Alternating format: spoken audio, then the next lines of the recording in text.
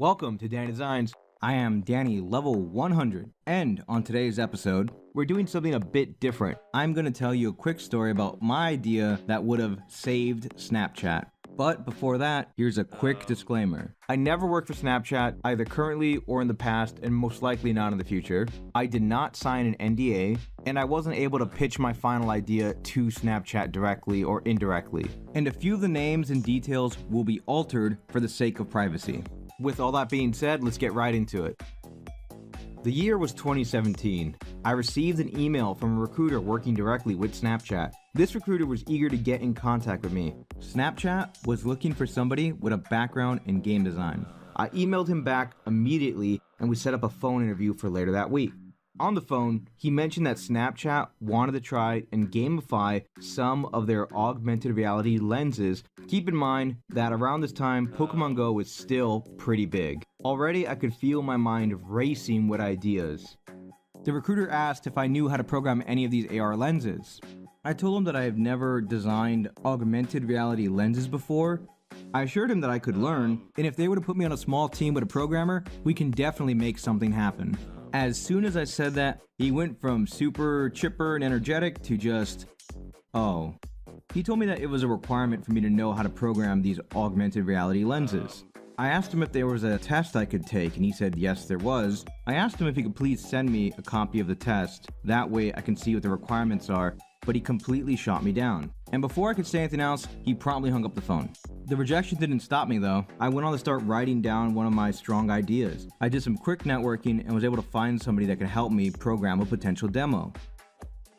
The AR game I came up with is called Ghost Hunter. The user would take a picture of a location in their house or apartment, for example their kitchen, and once the picture's been taken, they would then place an AR ghost or emoji from Snapchat somewhere in the picture. The ghost they place can be altered and customized. You can even add a short message to be read out loud once the ghost has been discovered. And once the emoji has been placed, it will become invisible to the naked eye. But let's say a friend of yours comes over and opens up Snapchat. They'll be alerted to a ghost in the area. And when they're in Snapchat, they can activate the ghost radar and hunt for the ghost using the camera on their phone. And just like a ghost radar would work, it would give clues and hints to where the ghost may be. And when a player finds a ghost, they have to capture it simply by taking a picture of it. And once the ghost has been captured, the user will earn 1 point. But the longer a ghost goes hidden, the higher point value it becomes. Players would be able to set up games between themselves and their friends on their Snapchat friend list. They could set a time limit from a few hours to a week. They could set a limit on how many ghosts can be placed. The game can easily be customized to fit the player's preferences. And once all the time is up, every ghost would vanish. The Ghost Hunter app can be played with you and your friends, but also on a large citywide scale. Players can leave behind ghosts at restaurants, movie theaters, concerts.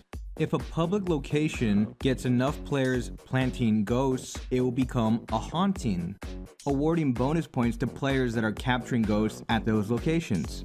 Each city would have a leaderboard that would show the top ranking players, and these leaderboards would then reset at the end of the month.